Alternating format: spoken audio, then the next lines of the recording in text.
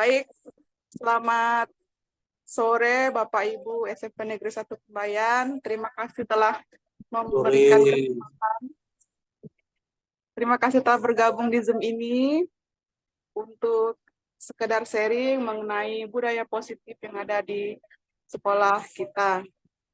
Bapak Ibu, nanti setelah ini absen akan saya kirimkan melalui Google Meet di ruang WA ya Bapak Ibu. Bentar saya kirim, saya share screen.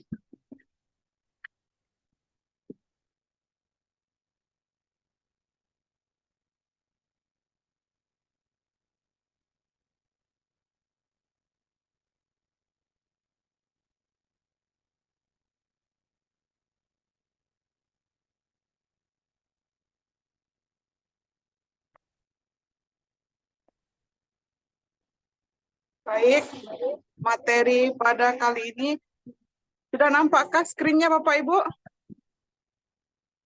Belum. Belum, oke. Ini udah Baru ya? nampak. Udah nampak. Nah, ini kita sharing implementasi budaya positif yang ada di sekolah kita, yang mana budaya positif ini di dalamnya itu ada perubahan paradigma belajar, disiplin positif, motivasi perilaku manusia, kebutuhan dasar, posisi kontrol restitusi, keyakinan kelas, dan segitiga restitusi. Nah, pada kesempatan kali ini seperti kita memang membahas tentang keadaan di sekolah. Nah, sebelum kita sharing atau berbicara tentang budaya positif di sekolah kita, ada baiknya kita mengingatkan kembali dulu tentang kesepakatan bersama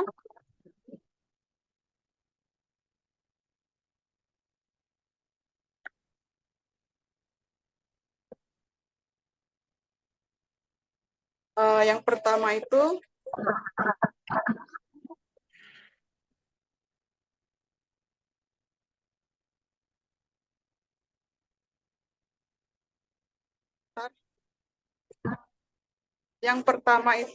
nyalakan kamera, kemudian matikan mic-nya. Jika ingin menanggapi bisa raise hand atau dihidupkan kembali mic-nya, kemudian hargai waktu bersama dan selalu aktif, dan yang terakhir jangan lupa bahagia. Nah, sebelum kita masuk ke materi budaya positif ini, saya mengajak kita semua untuk mengingat kembali bahwa pendidikan atau pengajaran yang kita lakukan di sekolah ini tidak terlepas dari filosofi belajar dewantara, yang mana pengajaran adalah pendidikan yang bermanusia manusia, sehingga harus memerdekakan manusia dan segala aspek kehidupan, baik secara fisik, mental, jasmani, dan rohani. Sementara pendidikan menurut Ki Hajar Dewantara adalah menuntun semua kodrat yang ada pada anak, sehingga mereka mencapai keselamatan dan kebahagiaan yang setinggi-tingginya, baik sebagai manusia maupun sebagai anggota masyarakat. Bapak Ibu yang masih di unmute bisa? Ada yang masih ya suaranya, terima kasih. Ini materi budaya positif sharing bersama. Yang pertama itu perubahan paradigma belajar, yang kedua motivasi perilaku manusia, yang ketiga keyakinan kelas, yang keempat itu kebutuhan dasar manusia, yang keempat itu posisi kontrol restitusi, dan yang keenam, mohon maaf, itu segitiga restitusi. Yang pertama terkait budaya positif yang akan kita bahas bersama ini, ketika di sekolah kita, pernahkah kita menerapkan budaya positif di sekolah kita sejauh ini? Jika pernah, apa saja? Ada yang ingin memberikan tanggapan, Bapak Ibu?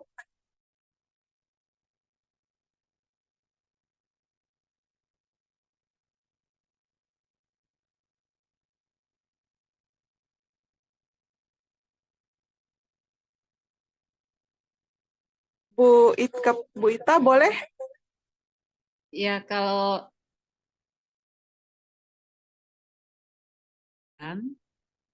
halo, jelas suaranya? Jelas, jelas. Oke. Di SMP Negeri 1 Kembayan, kalau masalah disiplin positif, kita itu sudah menerapkan, contoh sederhananya itu, setiap pagi Bapak Ibu guru itu ada yang salaman di gerbang sekolah, terus ada juga di sekolah kita itu pada hari Jumat, kita menerapkan kerja bakti bersama, gotong royong, yang berhubungan dengan P5 juga. Terus banyak sekali contoh-contoh sederhananya itu seperti piket, saling menghargai, saling menghormati. Terus ada juga yang bertoleransi, merayakan hari besar keagamaan di sekolah. Mungkin ada tambahan lagi dari guru yang lain selain dari saya yang ada Ya, di Bapak sekolah kita Ibu. di SMP 1 Kembayan.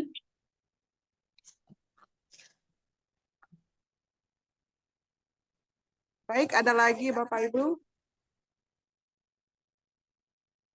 Mungkin Pak Cahyono.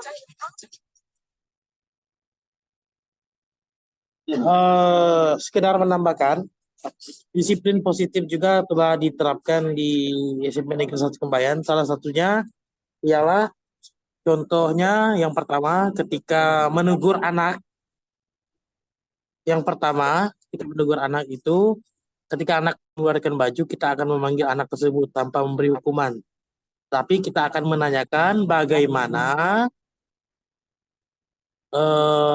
perilaku yang salah dari mereka. Jadi kita menanyakan misalnya ketika mereka mengeluarkan baju, kira-kira menurut mereka perilaku mereka ini benar atau bagaimana?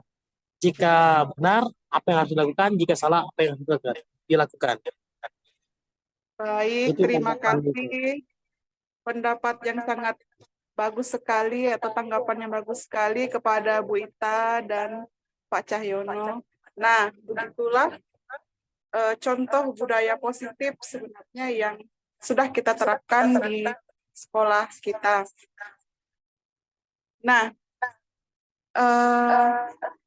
selain dari itu, Bu Dika ada yang mau ditambahkan? Kalau menurut saya, selama beberapa tahun di sekolah di SMP Negeri 1 Kembayan, mungkin disiplin positif yang pernah benar-benar saya alami itu ketika pada saat jam pelajaran, di mana kita memulai dan mengakhiri jam pelajaran itu tepat waktu. Saatnya misalnya jam pelajaran jam 7, maka masuknya jam 7 ke kelas. Kemudian ketika pelajaran selesainya pada saat jam 9, jam istirahat, maka kita juga mengakhiri pelajaran tersebut tepat pukul 9. Mungkin itu menurut saya, Bu. Baik, terima kasih. Sangat bagus sekali tanggapannya Bu Dika.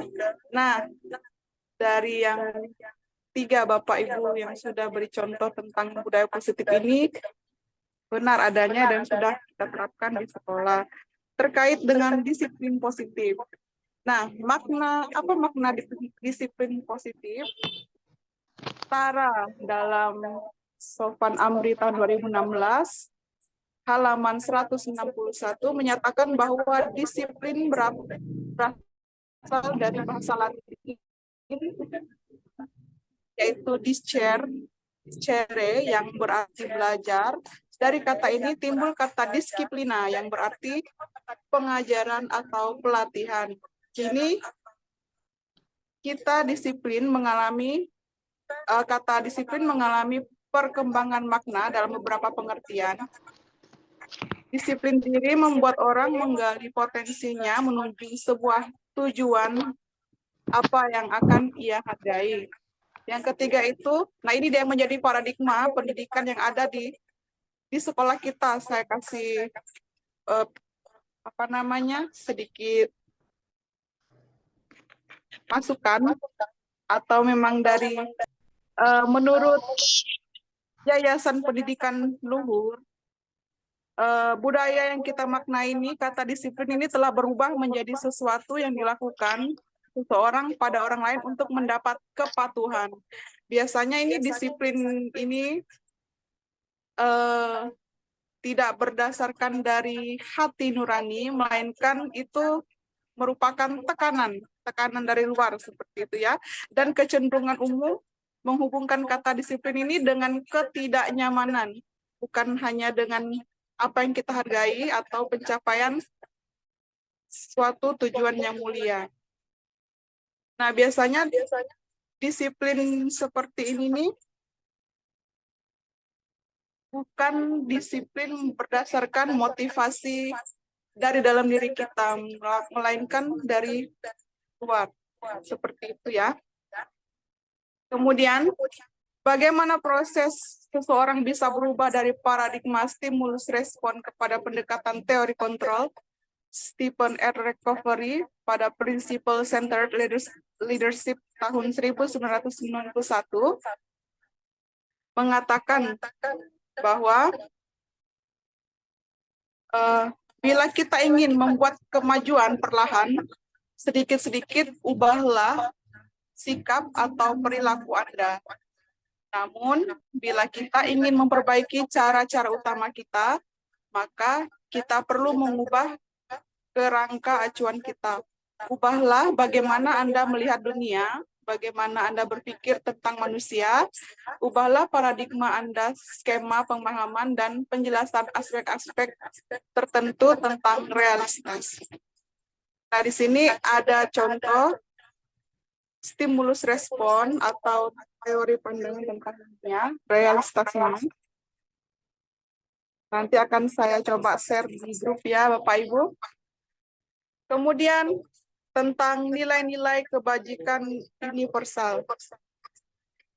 Nilai-nilai kebajikan adalah sifat-sifat positif manusia yang merupakan tujuan mulia yang ingin dicapai setiap individu, seperti yang telah dikemukakan oleh Dr. William Glasser pada teori kontrol tahun 1984, menyatakan bahwa setiap perbuatan memiliki tujuan.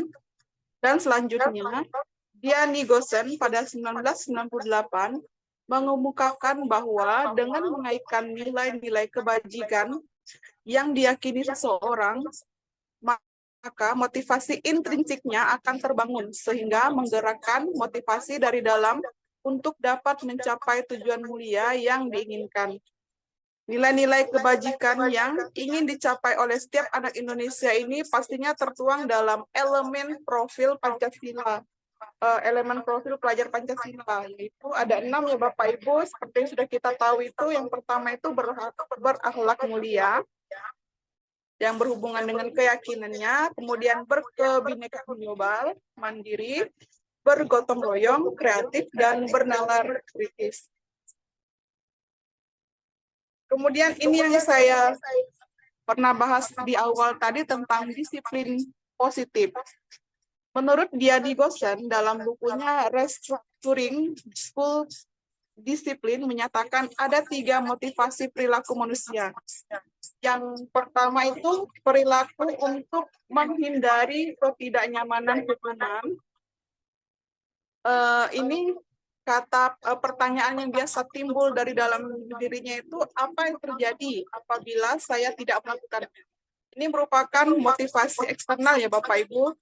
Dan ini biasanya itu bukan hanya kita lihat pada diri murid kita, tapi kita juga bisa refleksikan kepada diri kita sendiri untuk menghindari ketidaknyamanan biasanya terkait sebelum kita pergi kantor atau masuk ke sekolah seperti itu. Ini Bapak Ibu, kawan-kawan, ini sisa 9 menit lagi. Kalau misalnya nanti mati, nanti aku kirimkan lagi linknya, kita masuk lagi ya. Soalnya ini Zoom-nya kan dalam bentuk gratis gitu, Bah. Jadi dikasih waktu setengah jam kayaknya. Nanti kalau misalnya dikasih link baru lagi masuk ya. Oke? Oke. Sip? Oke. Siap. Lanjut lagi ya. Lanjut. Kemudian untuk mendapatkan teori motivasi perilaku manusia yang kedua, yaitu untuk mendapatkan imbalan dari orang lain. Biasanya itu didasari oleh pertanyaan seperti ini. Apa yang akan saya dapatkan apabila saya melakukannya? Nah, ini biasanya kalau kita lihat ke siswa kita atau murid kita itu biasanya ini karena kita keseringan memberikan apresiasi atau reward kepada murid kita, sehingga misalnya murid kita ini selalu menunggu-nunggu kapan kita diberi reward. Kalau kita melakukan hal baik, kalau saya melakukan hal baik ini di sekolah, pasti saya diberi hadiah atau pasti saya diberi reward oleh guru saya. Nah, biasanya ini tidak didasari oleh motivasi intrinsik ya Pak Ibu. Biasanya ini akan mudah dilupakan oleh siswa kita atau murid kita. Dan yang ketiga, motivasi perilaku manusia ini untuk menghargai diri sendiri. Biasanya ini didasari oleh pertanyaan, saya akan menjadi orang yang seperti apa apabila saya melakukannya. Nah, ini adalah motivasi internal atau motivasi intrinsik yang tujuannya untuk disiplin positif. Ini yang memang berasal dari diri murid kita biasanya, atau dari diri kita sendiri biasanya. Kemudian, kalau misalnya yang tadi itu tentang tujuan disiplin positif ini adalah untuk mencapai kemerdekaan dalam dirinya sendiri. Kemerdekaan yang dimaksud ini adalah maksudnya dia termotivasi untuk melakukan hal positif dan untuk tujuan positif dari dirinya sendiri, untuk dirinya sendiri. Nah, merdeka menurut Ki Hajar Dewantara itu artinya tidak hanya terlepas dari perintah, akan tetapi cakap buat memerintah diri sendiri. Ini menurut Ki Hajar Dewantara, pemikiran konsepsi keteladanan Sikap Merdeka, cetakan kelima pada bukunya tahun 2013, halaman 469. Kemudian keyakinan kelas. Nah, ini terkait keyakinan kelas, Bapak Ibu. Ini kan sudah mau semester akhir. Nanti pada saat semester baru, setelah kita sharing mengenai budaya positif ini, ada baiknya kita menerapkannya bersama-sama di sekolah. Untuk Dika, sementara Dika, diulang nggak rekamannya? Enggak diulang, lanjut. Jadi enggak lama ya. Ini sisa 6 menit. Kalau nanti mati sendiri, linknya yang link baru, kita lanjut ke materi ini ya, Dika. Jadi, enggak enggak dari awal. Oke, lanjut tentang keyakinan kelas. Mengapa harus keyakinan kelas? Mengapa tidak peraturan kelas saja? Kemudian ini pertanyaan yang bisa kita jawab atau bisa kita lihat bersama. Yang pertama itu, mengapa kita memiliki peraturan tentang penggunaan helm pada saat mengendarai kendaraan roda 2 atau bermotor? Jawabannya tuh mungkin adalah untuk keselamatan, ya kan? Nah, mengapa kita memiliki peraturan tentang penggunaan masker dan mencuci tangan setiap saat? Kemungkinan jawabannya adalah untuk kesehatan atau untuk keselamatan. Dan itu memang benar dan terjadi. Jika kita tidak memakai masker, pasti nanti ada masalah kesehatan seperti flu atau batuk dan sebagainya. Sebaliknya tadi yang tentang jika tidak menggunakan helm ketika menggunakan kendaraan roda 2 atau bermotor, yang pertama itu untuk keselamatan. Yang pastinya nanti ketika ada hal-hal yang tidak diinginkan, helm ini mungkin sangat berguna ya untuk kita di jalan. Kemudian nilai-nilai keselamatan dan kesehatan inilah yang kita sebut sebagai suatu keyakinan, yaitu nilai-nilai kebajikan universal yang disepakati secara tersirat dan tersurat, terlepas dari latar belakang, suku, negara, bahasa, maupun agama. Inilah yang mau kita coba terapkan di kelas kita nanti ya Bapak Ibu tentang keyakinan kelas. Kalau peraturan ini kan peraturan ini lebih gimana ya? Kalau masalah peraturan ini lebih menekankannya, lebih untuk jadi tidak keluar dari motivasi intrinsiknya, tapi lebih ke eksternal seperti itu. Kalau misalnya aturannya tidak boleh A atau tidak boleh membuang sampah sembarangan. Nanti kalau misalnya buang sampah sembarangan, pasti kena hukum nih, pasti nanti tersirat atau tersetting sendiri di otak murid kita ya seperti itu. Jadi inilah mengapa kita keyakinan kelas itu bisa kita coba terapkan di kelas kita nanti. Kemudian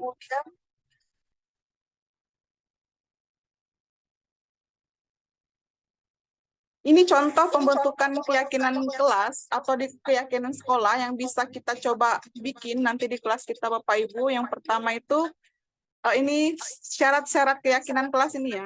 Yang pertama, keyakinan kelas itu bersifat abstrak daripada peraturan yang lebih rinci dan konkret. Yang kedua itu keyakinan kelas itu berupa pernyataan universal.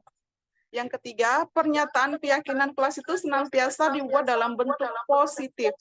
4, keyakinan kelas itu hendaknya tidak terlalu banyak sehingga mudah diingat dan dipahami oleh warga kelas. Yang kelima, keyakinan kelas sebaiknya sesuatu yang dapat diterapkan di lingkungan tersebut.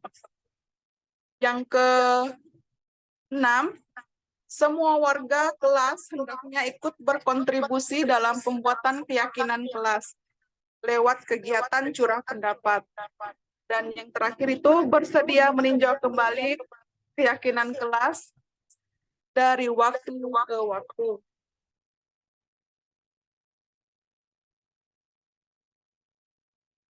Nah, ini contoh keyakinan kelas yang dapat kita buat di kelas. Ini kalau keyakinan kelas ini Bapak Ibu bisa kita ciptakan bersama dengan murid kita ya.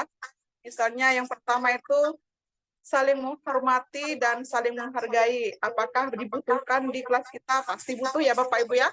Saling menghormati dan menghargai di kelas. Menghormati dengan menghormati sesama teman, menghormati sama yang lebih tua, dan menghargai orang lain. Menghargai orang lain di sini nih, kalau di peraturan itu tidak boleh ribut, tidak boleh membuang sampah sembarangan, tidak boleh apalagi pokoknya tidak boleh banyak lah seperti itu ya. Nah, di sini dirangkum atau dirangkum menjadi saling menghormati dan saling menghargai. Jadi intinya kayak banyak gitu ya Bapak Ibu. Kemudian bersikap jujur dan bertanggung jawab. Yang ketiga, menjaga kebersihan kelas. Nah, ini saya tadi bilang kalau yang menjaga kebersihan kelas itu kan kalimatnya terdengar lebih positif. Namun kalau peraturan kelas, ini saya tidak mencoba menjatuhkan apa itu ya seperti peraturan kelas itu bagus. Hanya saja keyakinan kelas ini lebih bahasanya lebih positif dan kemungkinan dapat diterima oleh murid kita jika kita juga bisa menyampaikannya secara lebih positif kepada murid kita. Menjaga kebersihan kelas. Yang keempat itu menjaga ketertiban kelas. Yang kelima membantu teman yang membutuhkan. Kemudian yang keenam berkomunikasi dengan baik. Berkomunikasi dengan baik ini misalnya tidak boleh berbicara kasar seperti itu ya Bapak Ibu. Kalau di peraturannya dari nomor 4, menjaga ketertiban kelas. Kemudian yang kelima itu contoh keyakinan kelas itu membantu teman yang membutuhkan. Yang keenam berkomunikasi dengan baik. Yang ketujuh itu mendengarkan dengan penuh perhatian. Ini di sini ini contohnya itu biasanya kalau pada kenyataannya itu ketika guru menjelaskan materi itu siswa kita atau murid kita ini biasanya tidak mendengarkan gurunya ketika menjelaskan materi di kelas. Nah, ini nih masuk dalam sikap saling menghargai itu ya Bapak Ibu ya. Mendengarkan dengan penuh perhatian ini berkesinambungan atau berhubungan dengan sikap saling menghormati dan menghargai. Kemudian yang ke-8 itu menerima pendapat orang lain. Yang ke-9 berani mengemukakan pendapat. Ini hubungannya dengan kegiatan diskusi ya, Bapak Ibu, diskusi di kelas. Misalnya kalau pada pembelajaran diharuskan berdiskusi dengan teman sekelas, itu murid kita diharapkan berani mengemukakan pendapat. Yang ke-10 itu menyelesaikan masalah secara damai. Bagaimana cara penerapannya nanti ini akan kita coba hubungkan dengan 5 posisi kontrol guru atau 5 posisi kontrol restitusi dan segitiga restitusi. Tapi sebelum itu, saya mau ajak kita mengingat kembali tentang kebutuhan dasar manusia. Kebutuhan dasar manusia itu ada 5.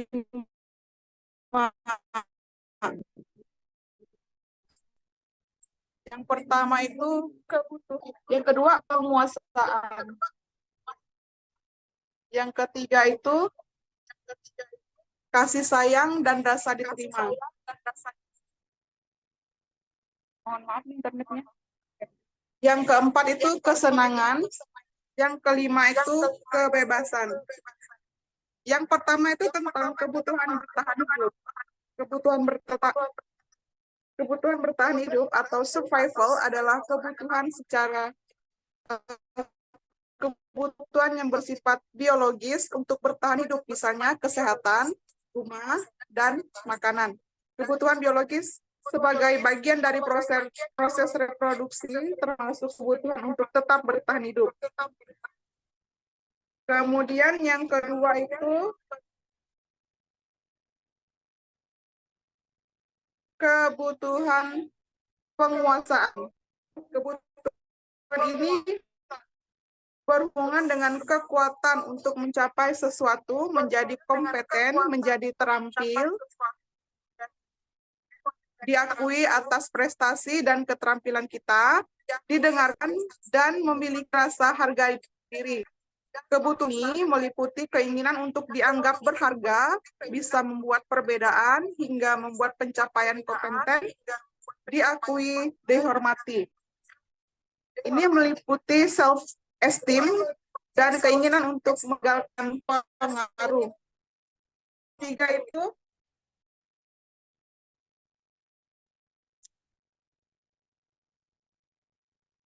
kebutuhan akan kasih sayang dan rasa diterima.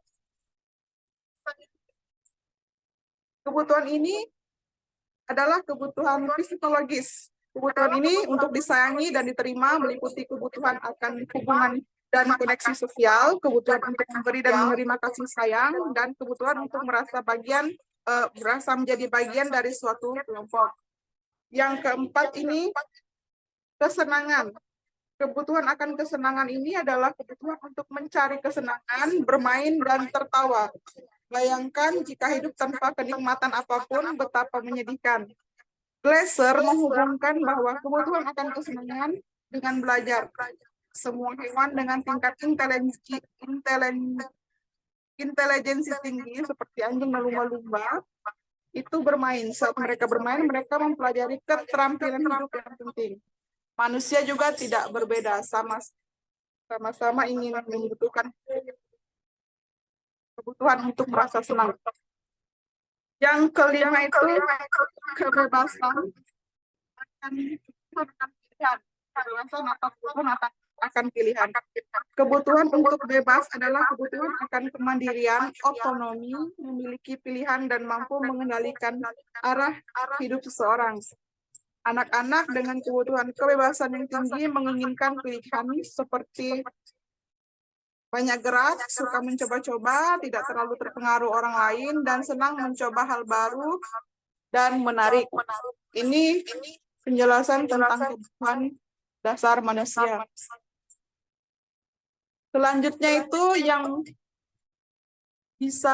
biasa diterapkan di sekolah atau di satuan pendidikan, baik di sekolah kita maupun di seluruh sekolah yang ada di Indonesia ini, baik dari PAUD, kalau PAUD kemungkinan ada SD, SMP, SMA. Perguruan tinggi, tapi ini biasanya perguruan tinggi itu lebih individual ya Bapak Ibu. Kita fokus saja ke satuan pendidikan kita. Ada 5 posisi kontrol guru dalam menangani solusi ketika menangani siswa bermasalah. Misalnya kalau di sekolah kita ini Bapak Ibu pasti tidak terlepas dari siswa-siswa yang selalu mencari hal atau selalu memiliki masalah yang biasanya membuat wali kelas atau guru mata pelajaran yang bersangkutan itu harus tertantang, merasa lebih tertantang lagi menghadapi atau mencari solusi untuk menyelesaikan masalah dengan guru tersebut. Ini bukan hambatan bagi kita ya Bapak Ibu, karena emang dalam profesi kita sebagai guru ini bukan suatu tekanan atau hambatan, tapi mari kita sama-sama menyepakati kata merasa tertantang seperti itu. Alih-alih untuk merasa tertekan, kita sebut saja tertantang. Itu ya Bapak Ibu. Nah, dalam menangani masalah seperti ini, kita merasa tertantang untuk mendapatkan solusinya. Ada 5 posisi kontrol guru dalam menangani siswa yang bermasalah. Yang pertama itu sebagai penghukum. Kedua, pembuat rasa bersalah. Yang ketiga itu sebagai teman. Yang keempat sebagai manajer. Yang keempat itu sebagai pemantau. Dan yang terakhir itu sebagai manajer. Nah, mari kita coba sama-sama sharing tentang 5 posisi kontrol guru dalam menangani siswa di sekolah. Kita coba sharing yang pertama itu. Bapak Ibu pasti pernah merasa di posisi sebagai penghukum ya kan? Biasanya ini umum terjadi di sekolah kita karena emang cara tercepat menurut kita sebagai guru ini untuk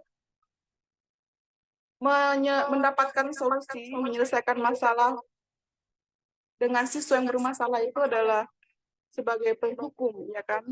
Namun sebenarnya dari 5 posisi kontrol restitusi ini, 5 posisi kontrol guru ini, ada yang lebih positif lagi, tapi mari kita coba sama-sama telah ya. Saya di sini ingin menanyakan contoh-contoh posisi kontrol guru yang biasa kita lakukan di sekolah secara sadar maupun tidak sadar. Ini sebagai sharing aja lah. Kalau misalnya saya ini sebagai guru IPS di sekolah itu biasa memposisikan diri saya itu sebagai penghukum. Benar kan Bapak Ibu?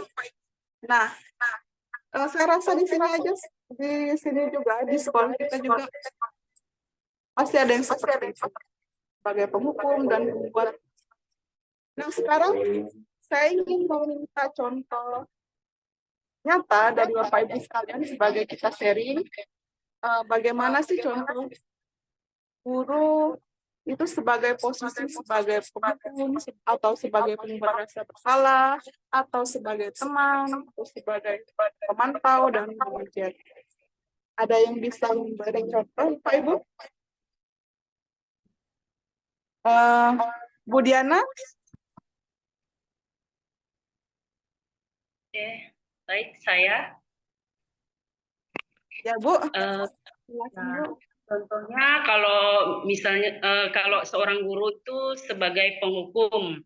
Nah, suatu ketika misalnya kalau ada anak yang tidak mengerjakan tugas, lalu guru ini tanpa menanyakan dulu alasan dari si anak ini kenapa tidak mengerjakan tugas. Nah, posisi seorang guru ini sebagai penghukum, guru tersebut langsung mengeluarkan siswa dari dalam kelas, tidak mengikuti pelajaran yang diampu oleh guru tersebut. Nah, kemudian seorang guru sebagai pembuat rasa bersalah. Contohnya itu ketika misalnya ada seorang siswa yang terlambat datang ke sekolah. Nah, seharusnya kan sebagai guru kita menanyakan dulu, kenapa sih kamu terlambat? Misalnya kita tanyakan seperti itu. Tapi karena kita di posisi guru sebagai pembuat rasa bersalah pada siswa, kita langsung menjudge si anak. Kenapa kamu terlambat? Kamu tidurnya kemalamannya, kebanyakan main game-nya, seperti itu. Karena kita sudah membuat rasa bersalah kepada siswa tersebut. Ini itu saja yang bisa saya berikan contohnya. Baik, contoh atau masukan yang sangat luar biasa sekali, Bu Diana. Nah, seperti itulah contoh posisi guru yang umum terjadi di satuan pendidikan kita, yaitu sebagai penghukum dan sebagai pembuat rasa bersalah. Tapi sebenarnya ada lagi, Bapak Ibu, biasanya ini posisi guru sebagai teman. Kalau dilihat secara umum, itu kalau posisi guru sebagai teman itu baik ya Bapak Ibu, positif sekali. Saya juga pernah sebagai guru ini memposisikan diri saya sebagai teman mereka. Hanya saja ada hal yang membuat kita merasa tertantang lagi dengan posisi guru sebagai teman ini. Yaitu yang pertama, siswa itu kadang tidak respect ya sama gurunya ketika kita memposisikan diri kita sebagai teman. Nah, ketika kita nanti merubah posisi kita sebagai posisi kontrol yang lain, siswa ini akan merasa lah kok beda lagi ya guru ini ya. Rasanya kemarin guru ini welcome terhadap saya, tapi kok hari ini berubah. Oh, jadi tidak respect lagi gitu sama gurunya. Biasanya itu kalau posisi guru sebagai teman kayak gitu ya Bapak Ibu. Mungkin ada contoh biasanya yang terjadi di sekolah kita, itu salah satunya. Ada yang mau kasih contoh lagi Bapak Ibu tentang posisi guru sebagai teman?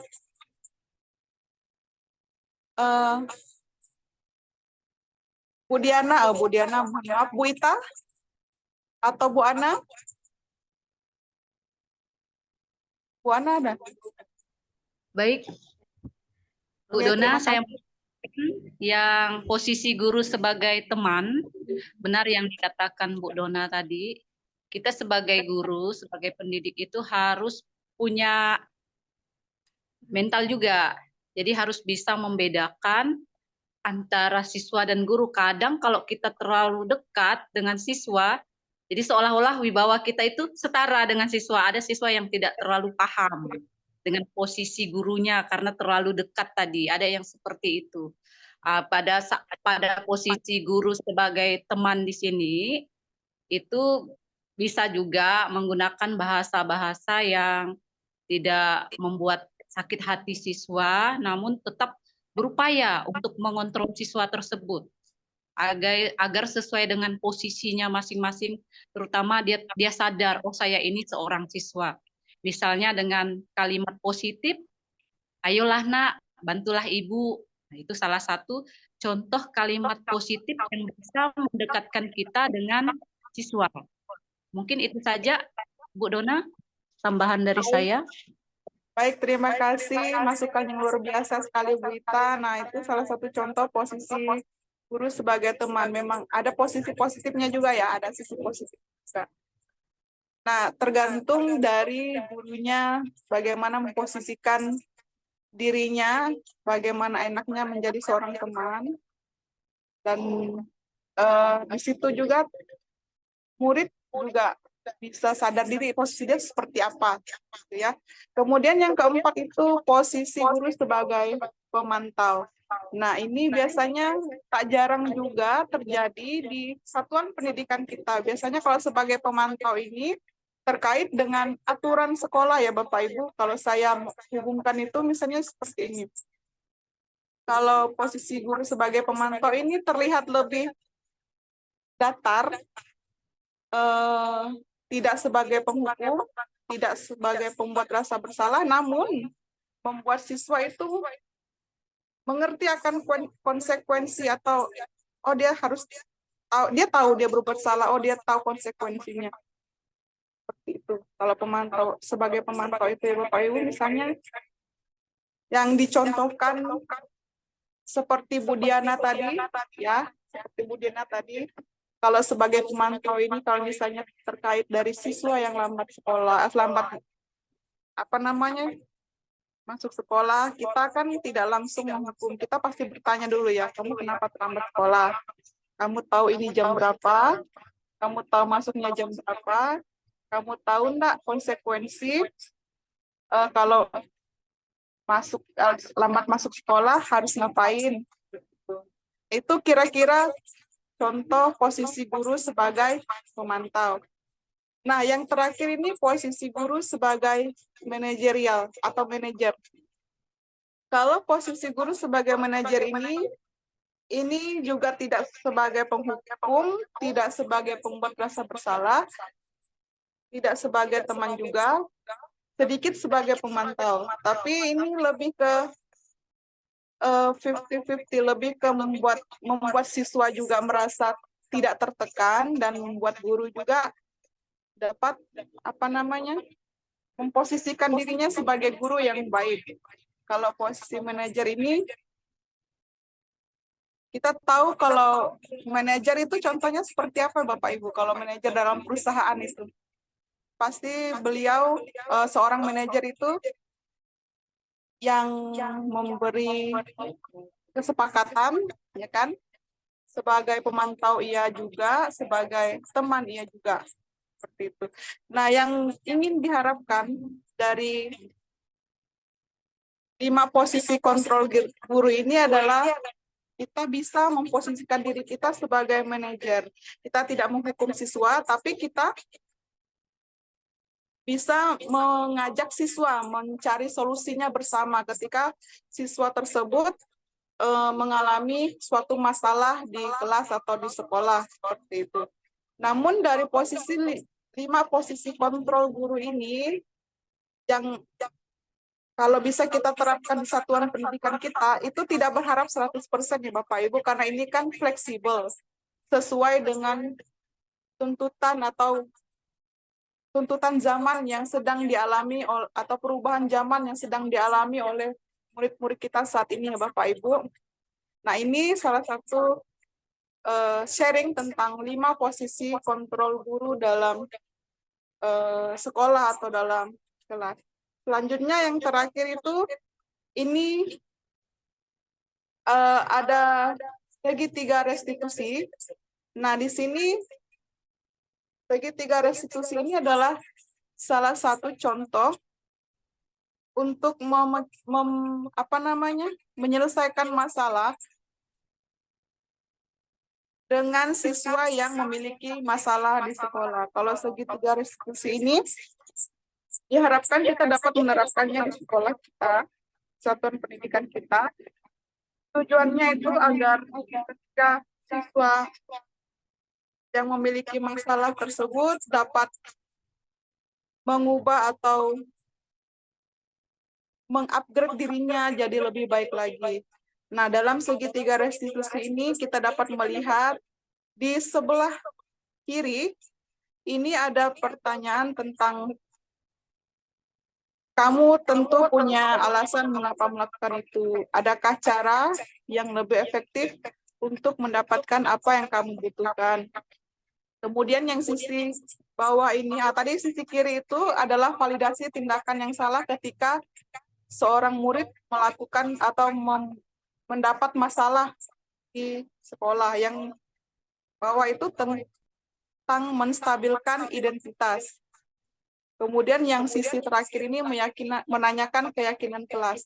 Nah, dalam penerapan keyakinan kelas ini yang tadi saya ingin hubungkan antara segitiga restitusi dengan keyakinan kelas. Ketika kita nanti menerapkan tentang keyakinan kelas di kelas kita, ketika misalnya ada siswa yang kita sebut saja melanggar, bisa nggak Bapak Ibu? Melanggar seperti itu ya. Melanggar salah satu dari keyakinan kelas yang sudah disepakati di sekolah, di kelas. Nah, kita dapat melakukan pemecahan masalah atau solusi, mencari solusi menggunakan segitiga restitusi ini.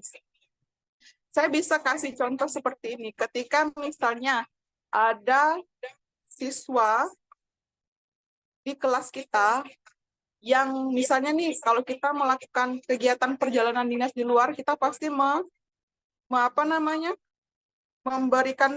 menitipkan tugas kepada guru piket. Nah, itu diberikan guru piket ke kelas yang kita tinggalkan. Nah, dalam kondisi tersebut, pasti ada siswa ini yang melalaikan tugasnya. Yang melalaikan tugasnya, tidak mengerjakan tugas yang telah kita titipkan kepada guru piket tersebut. Nah, di sini kita bisa melakukan segitiga restitusi untuk mencari solusi dari masalah yang dilakukan oleh siswa tersebut. Dimulai dari kita bisa bertanya, kamu tentu punya alasan mengapa melakukan itu. Pasti siswa itu juga mau memberikan alasan, karena kita tidak menekan dia, tapi kita mencoba memposisikan diri kita tuh sebagai dia. Jadi misalnya gini, tadi saya contohkan siswa yang tidak mengerjakan tugas, kita panggil dia atas nama Namira, seperti itu. Ada salah satu anak saya di kelas 8D itu yang namanya Namira, misalnya. Namira, kenapa kamu tahu kenapa Ibu panggil ke sini? Pas dia tanya, pas dia jawab, tahu Bu, gitu kan. Jadi apa yang sudah kamu lakukan kemarin? Saya tidak mengerjakan tugas, Bu, katanya kan. Jadi kita di sini memposisikan tindakan yang salah, memvalidasi tindakan dia yang salah.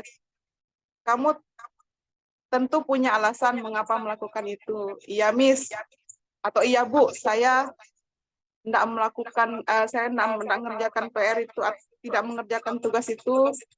Alasannya karena ngantuk, Bu. Pasti dia mencoba berterus terang dengan alasan kenapa dia tidak mengerjakan tugas itu. Kemudian menstabilkan identitas. Untuk contohnya itu saya coba buka di YouTube ya Bapak Ibu sebagai contoh dari segitiga restitusi ini.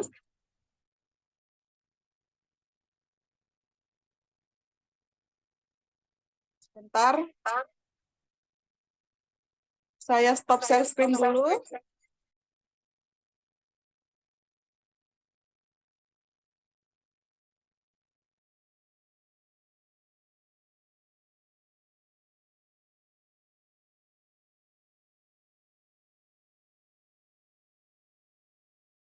Ya, Namira, selamat pagi.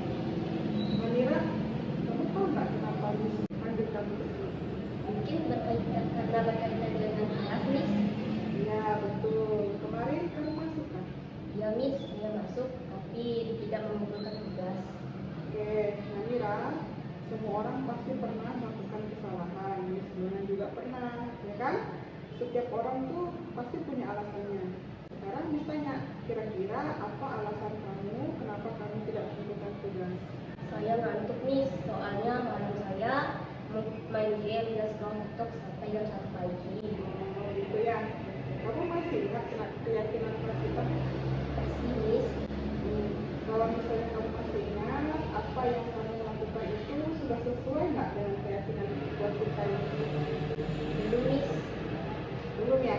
Kalau belum, keyakinan apa yang tidak sesuai dengan perbuatan kamu? Selalu bertanggung jawab, Miss. Oke, keyakinan kelas yang selalu bertanggung jawab ya. Nah, berarti kamu tahu itu tidak sesuai dengan keyakinan kelas kita. Kira-kira solusi apa yang kamu tawarkan untuk memperbaiki kesalahan? Ya, Miss. Pertama, saya minta maaf karena tidak mengumpulkan tugas. Kedua, saya tidak akan tidur malam lagi. Dan ketiga, saya akan mengumpulkan tugas dari Miss Dona dan akan saya kumpulkan besok. Baik, Miss apresiasi atas tanggung jawabmu. Nah, lakukan dengan baik ya. Setelah ini kamu boleh Terima kasih Miss Dona, saya permisi dulu. langsung ya Bapak Ibu ya.